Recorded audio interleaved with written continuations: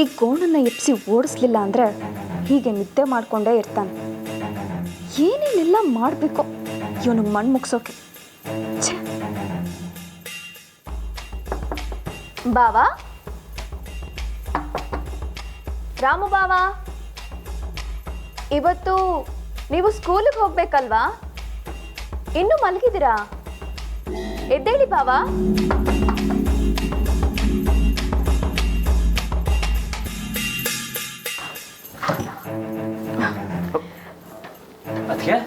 Good morning ಬಾವಾ. ಇನ್ನೂ ಮಲಗೇ ಇದ್ದೀರಾ? ಇವತ್ತು ಪರೀಕ್ಷೆ ಇದೆ, ಬೇಗ ಹೋಗಿ ರೆಡಿಯಾಗಿ. ಅದಕ್ಕೆ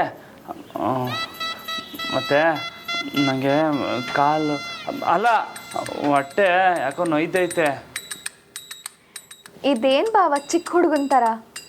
ಈಗ ನೀವು ಸ್ಕೂಲಿಗೆ ಹೋಗಲಿಲ್ಲ ಅಂದರೆ ಅಲ್ಲಿರೋ 10 ಮಕ್ಕಳಿಗೆ ಯಾರು ಪ್ರಶ್ನೆ ಕೇಳ್ತಾರೆ? ಆದರೆ ಏನು ಮಾಡೋದು ಅದಕ್ಕೆ, ನಂಗೆ ಈ ಸ್ಕೂಲ್ ಅಂದರೆ ಸ್ಯಾನೆ ದಿಗ್ಲು. ಅದರಲ್ಲೂ ಈ ಪರೀಕ್ಷೆ ಅಂದ್ಬಿಟ್ರೆ ತಲೆ ಗಿರಿಗಿರ ಅಂತ ಸುತ್ತೈತೆ. ಅಯ್ಯಯ್ಯೋ, ಈಗ ನಾನು ಏನು ಮಾಡಲಿ? ಟೀಚರ್ಗೆ ಫೋನ್ ಮಾಡಿ ನೀವು ಸ್ಕೂಲಿಗೆ ಬರ್ತೀರಾ ಅಂತ ಹೇಳಿದ್ದೆ. ನೀವಿವಾಗ ಸ್ಕೂಲಿಗೆ ಹೋಗಲಿಲ್ಲ ಅಂದರೆ ಈ ದೊಡ್ಡ ಮನೆ ಮರ್ಯಾದೆ ಏನಾಗ್ಬಿಡಪ್ಪವ?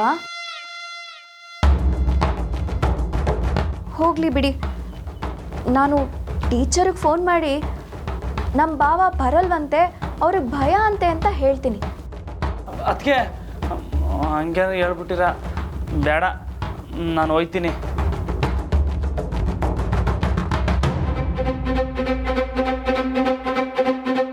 ಈ ಕೋಣನ್ನು ಓಡಿಸೋ ಚಾಟಿ ಎಲ್ಲಿದೆ ಅಂತ ನನಗೆ ಗೊತ್ತಿಲ್ವಾ? ಇವತ್ತಿದೆ ಕಣೋ ನಿನಗೆ ಸ್ಕೂಲಲ್ಲಿ. ಹೋಗು ಹೋಗು.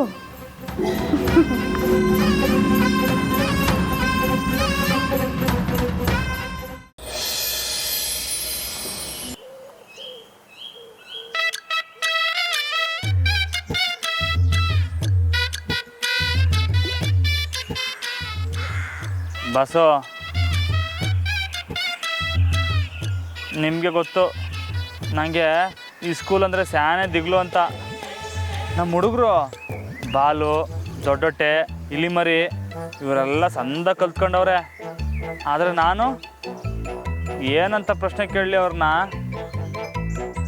ಏನು ಮಾಡಲಿ ಬಸ್ಸು, ನಂತವ ಆಗಕ್ಕಿಲ್ಲ ಅಂತ ಹೇಳ್ಬಿಡ್ಲಾ?